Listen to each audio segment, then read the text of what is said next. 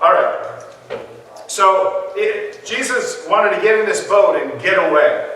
And it says the crowds heard that Jesus was leaving their area, so they followed him. And it says Jesus had compassion on them. And that's a word that means he deeply felt for them. Okay? It's a word that means the intestines. Okay? So he feels this deep down inside for them. There's deep empathy for these people. So he taught them and he healed their sick. And then at dinner time, the disciples suggested that Jesus send the people away so they could go to the nearby villages and buy food for themselves. And Jesus' response is, you give them something to eat. Now, as John tells this story in his Gospels, he says that as Jesus saw the crowds coming, okay, so this is before dinner time. As Jesus saw the crowds coming, Jesus turned to the apostle Philip and said to him, where shall we buy enough bread for all these people to eat? And Philip was from that area. Philip knew the haunts, the restaurants, he knew all the little shops, all the little bakeries. And Philip said it would take more than half a year's wages to buy enough bread to feed these people. Actually, to buy enough bread for these people to have a single bite, is what he says. Now, why do you think Jesus asked Philip about providing food? And why do you think Jesus said to the disciples that they needed to give the people something to eat? What's Jesus trying to get at here? John says that Jesus asked Philip about buying bread, John says, because Jesus already had in mind what he was going to do. So Jesus asked these questions, already knowing that he was going to multiply fish and loaves. So I'm not sure I really see it, but there's a purpose in these questions. Well, John also says in his gospel that Andrew brought a boy to Jesus with a sack lunch of 5 small barley loaves of bread and 2 small fish. What do you think of Andrew doing this, bringing this boy to Jesus? Have any of you ever heard of Operation Andrew? Operation Andrew is an outreach kind of emphasis that I don't know if churches are even still doing it, but it was an outreach emphasis because so often in the Gospels when we see Andrew, he's just quietly bringing someone to Jesus. Brought his brother Peter to Jesus. Brings this boy to Jesus. At another time, I think it was Gentiles who had heard about Jesus and were coming and kind of investigating, and they went to, they went to one of the other disciples, I can't remember which one, and said, we'd like to see Jesus. And this other disciple goes to Andrew and says, I got some people here who want to see Jesus. Andrew says, well, come on. He takes them over to Jesus. Andrew was just always drawing people or bringing people to Jesus. And his evangelism technique was, come and see. Come and see the guy you want to see. Come and see Jesus. So Andrew's always bringing people to Jesus. And he's looking for resources to help here, it seems. Right?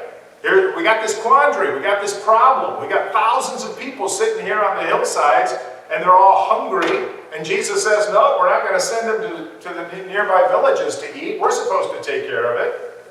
And so Andrew brings us this boy with a sack lunch.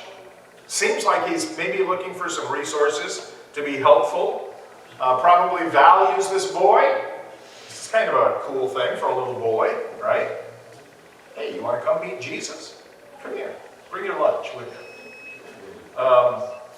But John, as he tells this, also says that Andrew brings this boy with the loaves and the fish to Jesus. And then Andrew says, but how far will they go among so many? In this situation, that's sure not going to feed these people. I tried. So, struggling to see how it's going to happen, right? No. Well, it says then that Jesus had the crowd sit on the ground, and he prays over the bread and the fish, and then he gives it to the disciples to distribute to the people. Now, we don't know, okay? This is all just, I'm going to call it fun speculation, okay? We don't know. So this is all speculation. But when do you think the multiplying of the bread and the fish happened? Do you think it was when Jesus prayed over it? And all of a sudden, there are 5 loaves, 2 fish, and Jesus prayed, and all of a sudden, there's a huge buffet table? Or did it multiply as Jesus passed it out to the disciples? And he just kept passing it out, and passing it out, and passing it out? Or did it multiply, so that would have been multiplying in Jesus' hands? Did it multiply as the disciples passed it out to the people? And so it was multiplying in the hands of the disciples. Or was it multiplying as the people ate it? So it was multiplying in the people's hands. Who knows? We don't know. But somehow it happened, right?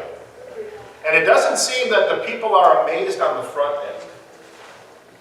Okay, it doesn't seem like Jesus prays and then all of a sudden there's a buffet table and the people say, oh my goodness, how did that happen? It seems like the amazement is on the back end, when everybody's full and they're picking up all the baskets of scraps. Well, it says here that everyone ate and was satisfied. And that word satisfied means that they were all full. Okay? Literally, the word means to graze. They had all grazed. It's not the idea that they got just enough to hold them over. No, each and every one of them had plenty to eat. Why did Jesus abundantly feed them instead of just stopping their stomachs from grumbling? Why did he just say, don't take much, just take enough to hold you over, because I'll be done preaching here in a couple hours. Why did he fill them? Why did he feed them until they were full? Well, we've kind of talked about this, but it says the disciples then went around and picked up 12 baskets of broken pieces of fish and bread. What does it tell you that there were just broken pieces of fish and bread left? But there weren't whole fish, and there weren't whole loaves of bread. Everyone had enough so that they were completely satisfied, but there wasn't so much that there were whole fish and whole loaves of bread left. Everything had been eaten. Everything had been eaten off of.